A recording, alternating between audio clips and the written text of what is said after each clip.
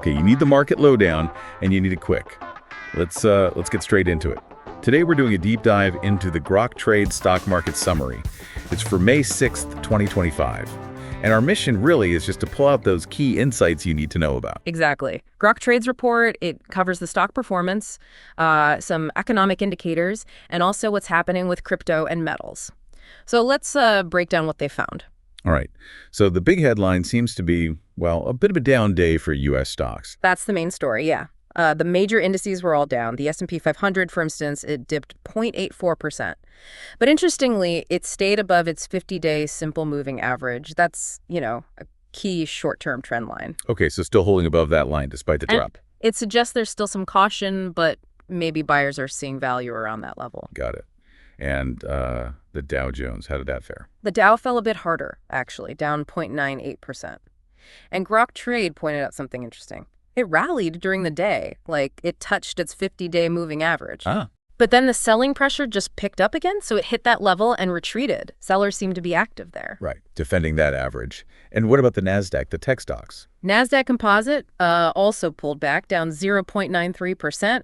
Grok Trade noted it had actually reached its 200-day moving average just last Friday. Oh, yeah. Yeah, and those longer-term averages, they can be pretty significant resistance points. So seeing it pull back after testing that, well, it's not entirely unexpected. Makes sense. Yeah. Now, the Russell 2000, the small caps, that had the biggest drop. It did, yeah, down 1.09%. And what's really notable there is that the small caps are now hovering right near their 50-day moving average. It's a critical point for them. Exactly. It's a bit of a crossroads. Will that level hold as support, maybe trigger a bounce, or will it break down and signal more weakness ahead for smaller companies? Okay, so a broad pullback.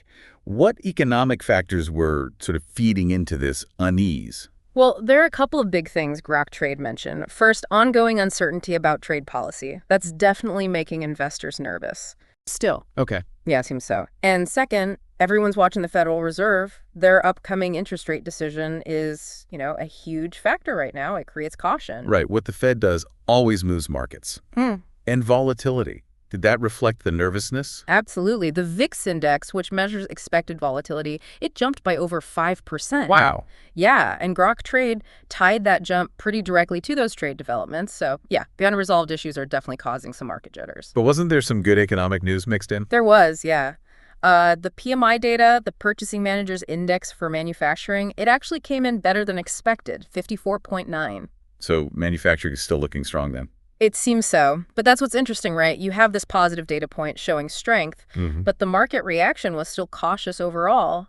It suggests those bigger worries trade, the Fed are kind of outweighing the good news for now. Interesting dynamic. Okay, let's pivot slightly. Cryptocurrencies.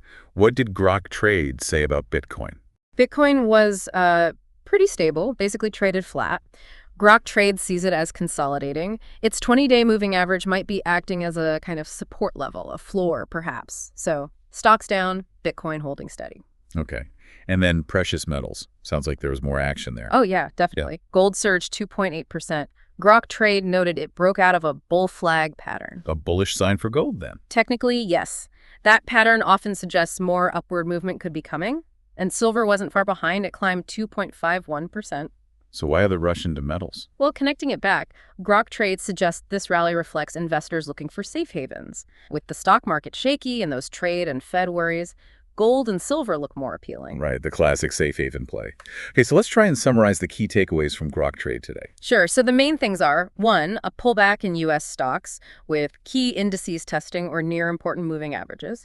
2, Bitcoin was relatively flat, kind of consolidating. And 3, a noticeable rally in gold and silver, likely driven by those trade worries and the upcoming Fed decision. So for you listening, this really paints a picture of how economic news, these policy uncertainties and Fed anticipation are directly influencing investor behavior. You see folks shifting assets around. Exactly. And it leaves us thinking, doesn't it? How do all these different reactions, the stock selling, crypto holding its ground, metals surging, how do they all kind of mesh together? What does it tell us about the overall level of anxiety and, well, the search for some stability in this current economic climate? Definitely something to mull over. Thanks for joining us for this deep dive into today's market snapshot. Hope it gives you a clearer picture. Yeah, definitely keep an eye on these dynamics. Things can change fast, so watching the indicators is key.